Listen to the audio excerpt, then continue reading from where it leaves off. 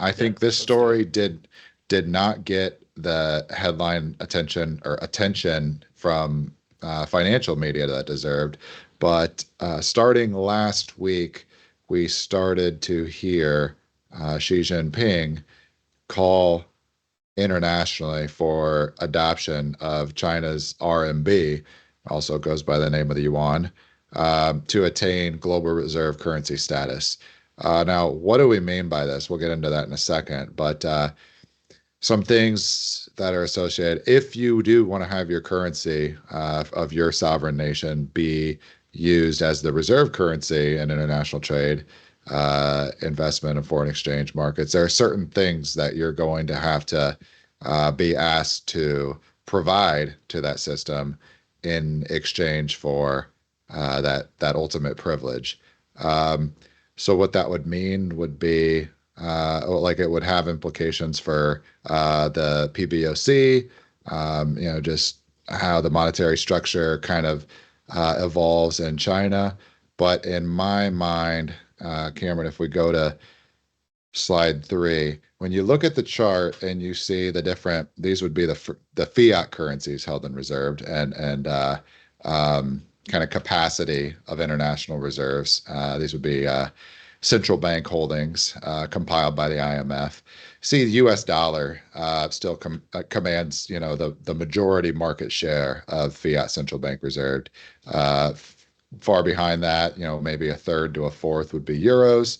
And then just a tiny, tiny sliver would be the China CNY. Now, I don't think that's actually the way this is, or this is what Xi Jinping's talking about per se. He's not competing head to head with a fiat dollar standard or the offshore dollar standard, to be more specific. What we're actually looking at, if you now add gold into the arena, you start to see the same trend with those, fiat credit FX currencies competing with gold. And you've seen since basically the mid 2010s, that 2015, 2016 oil crisis, all of that collapse of US shale producers, Saudi production turns on the taps, and we also saw a devaluation from China. Basically the low point in the post GFC kind of global growth. In regards to that legacy offshore dollar and international trade system framework, that had really been in place since post World War II, which Bretton Woods was the key part of settling how FX currencies would work. I'll get into that in a second, but you see the rising role of gold, and it's not the euro, it's not the Chinese yuan that's taking away international reserve currency status. I mean, maybe a tiny sliver of Chinese yuan, Barely though, and but yeah. yeah, that can grow, but it's really gold eating the market share. So go back to the Bretton Woods conference. Um, I'm not doing the Zoltan Pozar Bretton Woods 1.0, 2.0, 3.0, that type of thing. But Bretton Woods 1.0, what was agreed upon? You know, Going into World War II, you had everybody, or every nation state essentially sever the link, the redeemability of their um, you know currency units or their banks IOUs um, into a metals commodity, which was everybody was on the gold standard as of 1930s, except for China, silver. Um, we'll ignore I that think piece that's a for a good deep second. dive to go in Yeah, if you're interested. that yeah. If you want to read more on that, just read Jin Zhu's Empire Silver that I talked about. Um, but what was agreed to at Bretton Woods conference in New Hampshire was basically that the U.S. dollar itself, in the institutional context, would be redeemable into gold, um, and then all other FX currencies in the Western bloc that emerged from the victorious World War II order, basically everything non-Soviet Union, all currencies in the Western bloc. So you think about that today as kind of your Eurozone countries, U.S., Canada, Japan, um, kind of Taiwan. That one's debatable. Um, don't want to get into the the conflict between China right there, uh, Australia, et cetera. But all of those currencies were then redeemable into the dollar. So what you had is kind of a loosely pegged system. It all filters into the dollar, and that's where you saw the emergent offshore dollar standard emerge. And then ultimately, you kind of layer down, and your base money is the gold bars sitting in, could be London, could be New York, et cetera. But and then international banks could then redeem and take delivery of gold between each other. Now that system ended hard cut off in 1971 with Nixon closing the gold window. Like the other side of that for the everyday real economy, domestically inside the U.S., you actually had the U.S. on a quasi silver standard as well. Go back and look at your dollar bills pre 1968, the Silver Certificate Act. All the dollar bills were not actually Federal Reserve legal tender notes, like as we pass around in the U.S. between each other. I guess it's becoming less and less frequent as I don't know about the audience, but when we go somewhere in Seattle, it's not uncommon at all now to see, a restaurant, any establishment post like cash, they mean Federal Reserve notes, paper money are not accepted in this fine establishment. I see that all the time now. So that's just a side. But up until 1968 in the US, you were like your paper money was not a liability of the Federal Reserve system itself.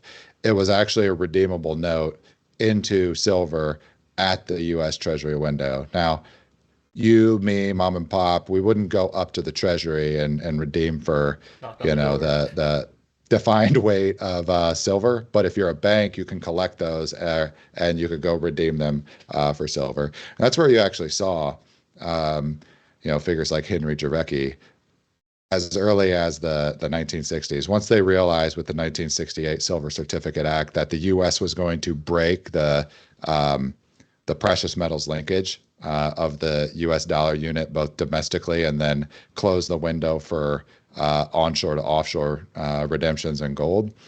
That's when you saw like over 1 decade, like secular bull market in silver as that currency unit linkage to the precious metal broke effectively.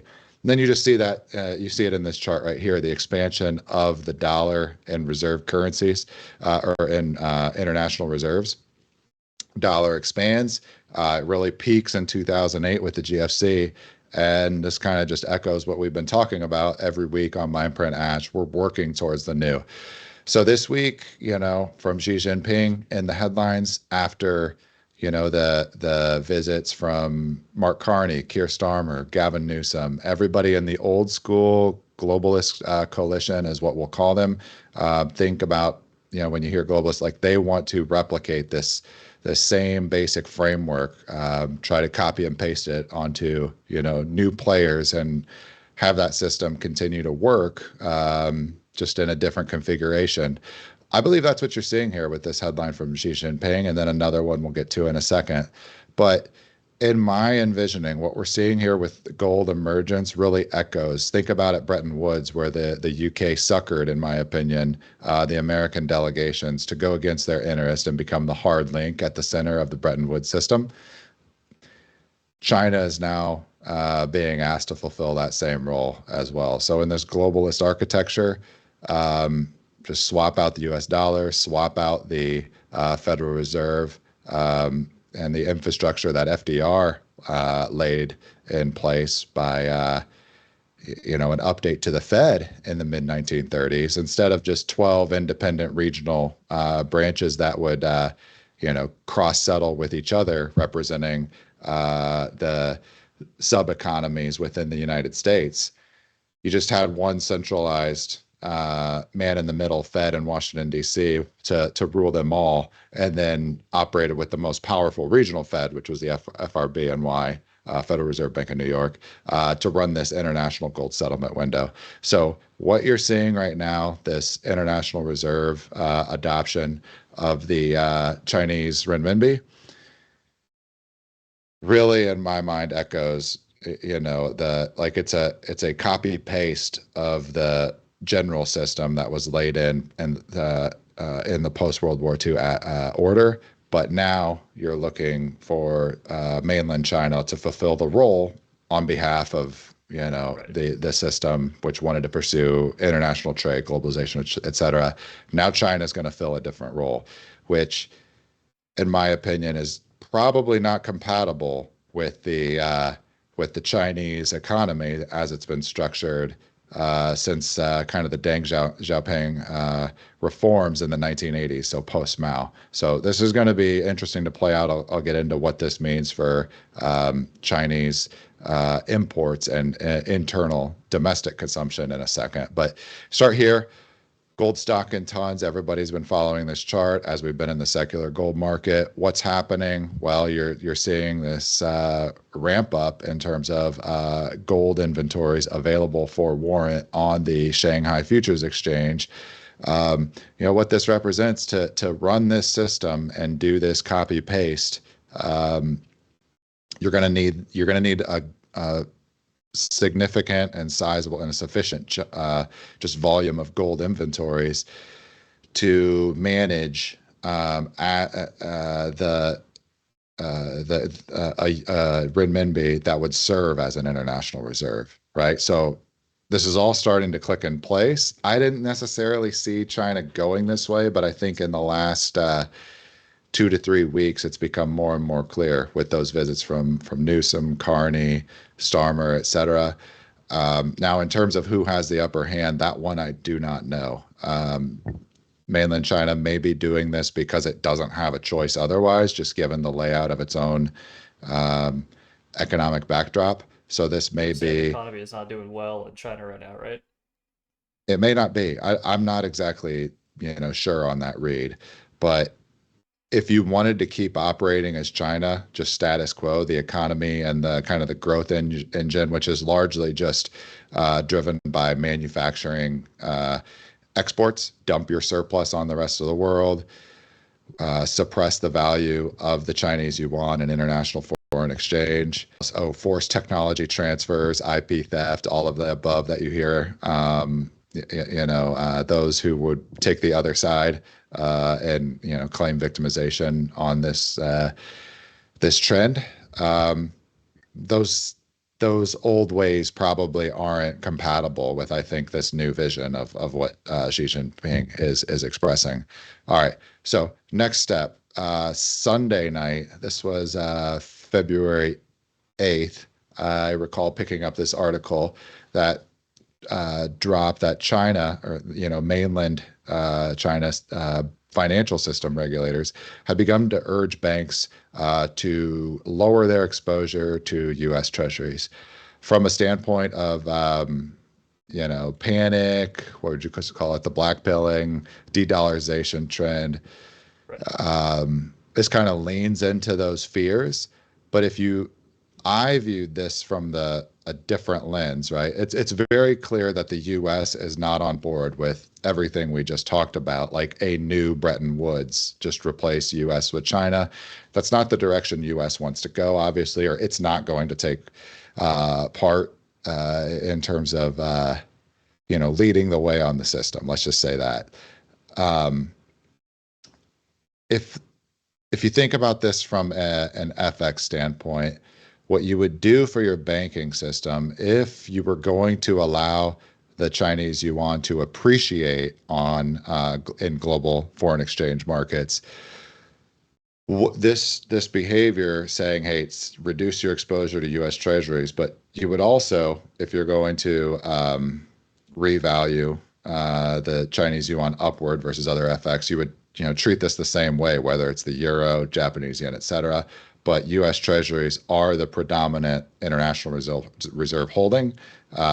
So it becomes first and foremost, hey, reduce your stock of those because we are going to allow the CNY to appreciate on global markets.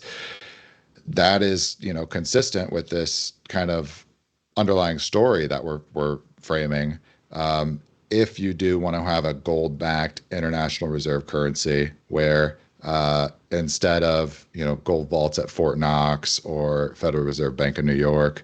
The redemption window is now instead on the Shanghai Futures Exchange, which those are the charts we Right. just showed, right? Those numbers going up and to the right. Yep. You're going to have to let the yen or the yuan rise in value, which makes your domestic growth engine, which has been primarily tied to manufacturing exports, right, Exports. Yep. out of Hong Kong, Shenzhen, et cetera, just boom over the last 40 years, which is part of a multi-century story in terms of Chinese export-led growth.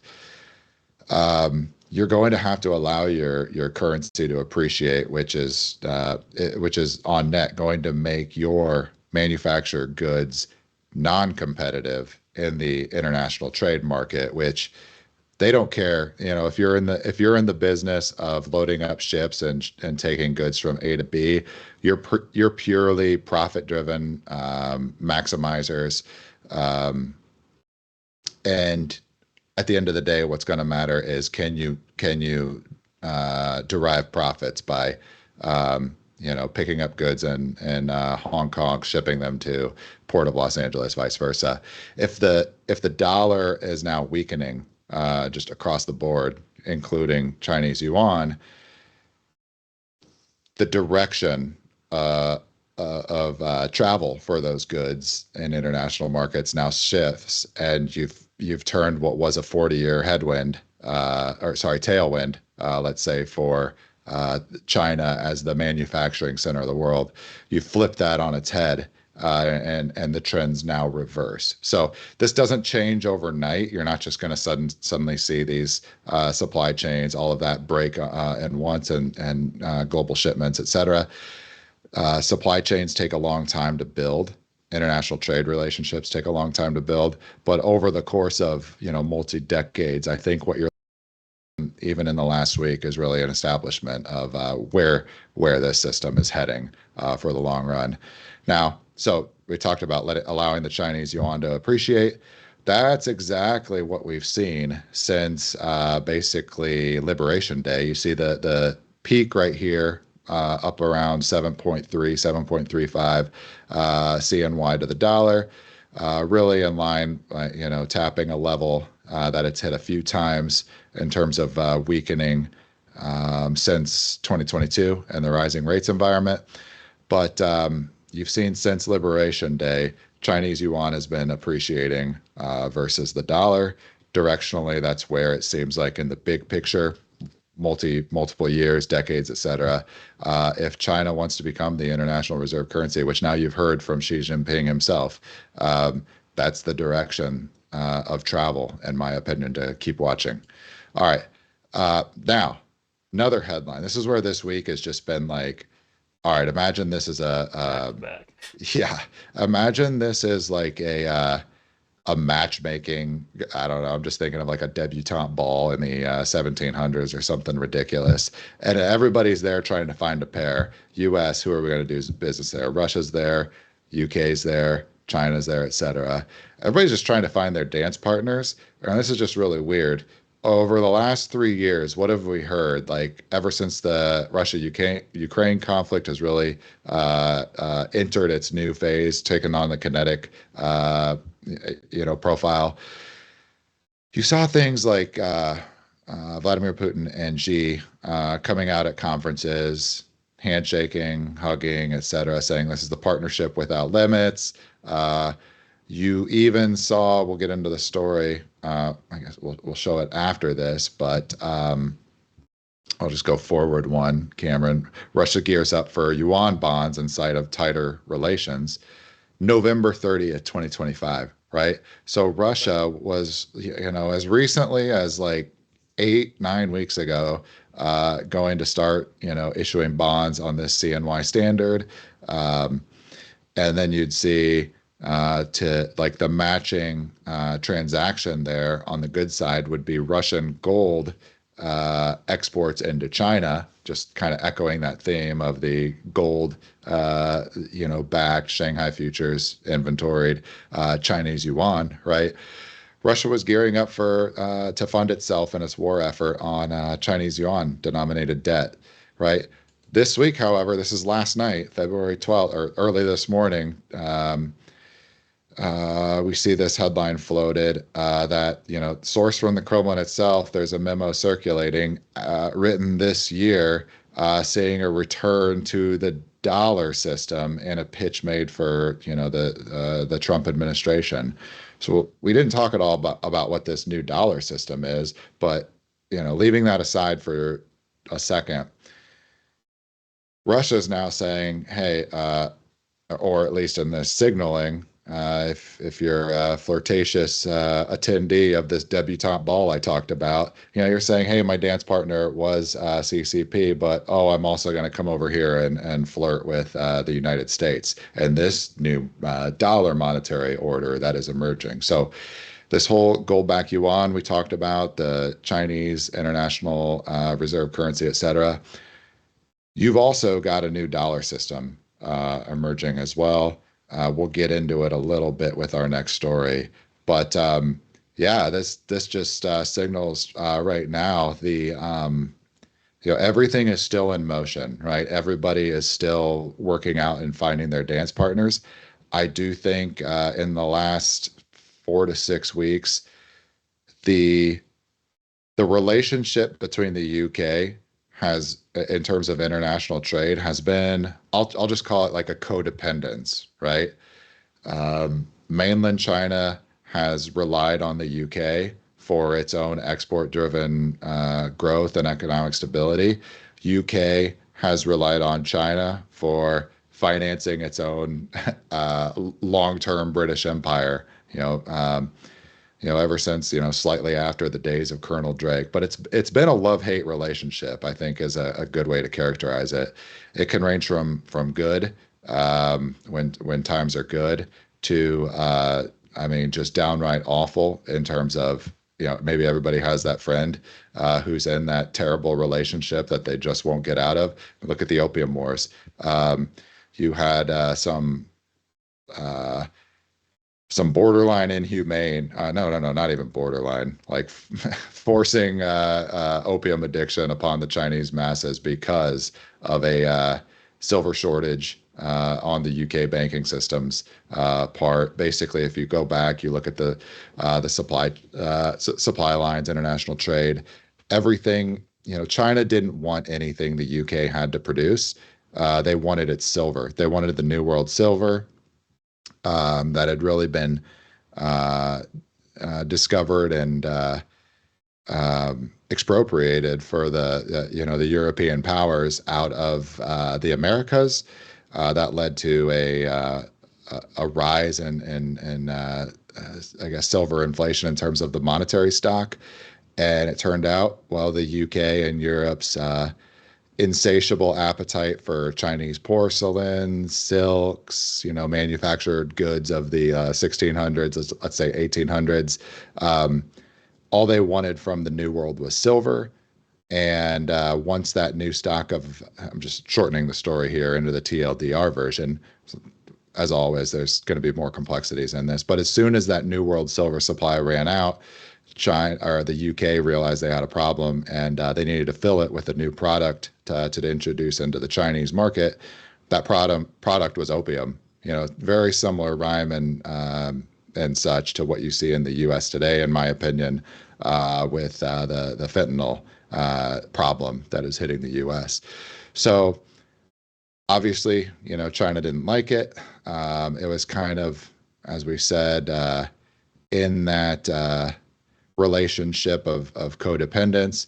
It couldn't, or the sovereign state couldn't survive without the international trade mainly out of southern China, and that relationship with through the UK as middleman, and its engagement with external consumption markets, right? So ship its tea, Chinese porcelain, silk, etc. And that led to basically the Opium Wars, as China itself, the governing leadership tried to fight back and basically stop this drug addiction pandemic. As in the mid 1800s, there were two of them. That led to all-out war, right, and ultimately ended in a full defeat of the Chinese government at the time, and nearly kickstarted that what Mao called the century of humiliation, right? That ended with the kind of the nationalist era under the banner of communism, kind of the dominant nationalist paradigm of the time. And then you had the emergence of communism with Chinese characteristics in this modern day CCP. Now, what you're looking at here, the century of humiliation, coming out of that, China isn't necessarily saying, from the standpoint as I read this from the leadership of Xi Jinping, they're not saying we're done with the UK, kind of the way that I think you saw in the communications from the US leadership at Davos. When I say done with the UK, I mean done with globalism, right? China is more dependent on globalism, but what it's saying now, and my read, is we're going to now be the central role. And as it nets out, what I view this as is basically the mainland China, government out of Beijing, willing to acquiesce and be the hot swap, if you will, for the U.S., which no longer wants to serve as that subservient role as the international currency. So what this means for China in the next decades and the rest of the 21st century, like, this is a defining decision. But for the U.S.'s standpoint, like, it's going a totally different route. And then this other story you see from Russia is also a very interesting signal, because what did we used to see in prior? It was really tight coupling between Russia and China, and basically solidarity on the giant land island that is the continent of Asia. So I think the takeaway from this week, there is a lot to be seen, but don't assume that all the partnerships are set, I guess, until it's all said and done. So very interesting week. Now, finally, what does this mean for the domestic U.S.? It's just a post from Brad Setzer, really high-profile economist for. Oh, I can't. Who would he be for? I don't. He's not for the IMF, but anyway, he's just for consensus. CFR. CFR. I was going to say Council on Foreign Relations. Okay, yeah, but he's basically the FX, international trade expert, if you will, or one of the preeminent experts in that field. And basically, he's calling out here. I mean, look at these charts. These are just the last 5 to 6 years of data on Chinese exports versus imports. And you look at, the red line obviously going up and to the right. This is just in line with or consistent with the legacy framework, or just standing economic plan of export-driven, Chinese economic domestic growth. What this is saying as international reserve currency, or if you do want to, go that route, if you're the incumbent leadership of China, you look at that flat line on imports. What that is representing is the lack of demand in the domestic Chinese economy. If this is the path that's taken at this fork in the road we're at, you're going to have to see more consumption out of the Chinese households and consumers. So that would be a remarkable shift from what we've seen in the last, let's say, 150 years, long-term timeframes. But if you go back and read Chinese history, like that book I mentioned, Qin Shu's Empire of Silver, you definitely see examples where Chinese culture skews towards, I guess, what we call it Epicureanism, right? Just going after, chasing luxuries, all that stuff. Really similar to what we call, or what we observed in, I think, the West and the U.S. market itself. Just conspicuous consumption would be an example of that trend. So these are big picture kind of changes that are in place, but we're starting to see the headlines of Yeah, not just major monetary shifts, but to make that monetary shift functional, if you Work. will, for Yeah. lack of a better term, you're going to have to see a change in, I think, what we've thought of as Chinese culture, which right now, coming out of, I would say something that was worse than what was experienced in the United States from the Great Depression, right? That paradigm or that mindset of thrift. You hear about, my grandparents just recently passed away, and you see in the obituaries like child of the Great Depression, just extremely thrifty, very resourceful, no waste, etc. Um, well, the opposite of that is, just kind of decadence, high consumption, etc. You can swing societies on a dime, and I'd say like if Chinese culture was at one pendulum, well, this would be one of the necessary conditions to make this shift happen. What you would watch for is like just an increasing focus in terms of global growth and reliance towards the Chinese consumer, domestic consumption. So keep watching out for that.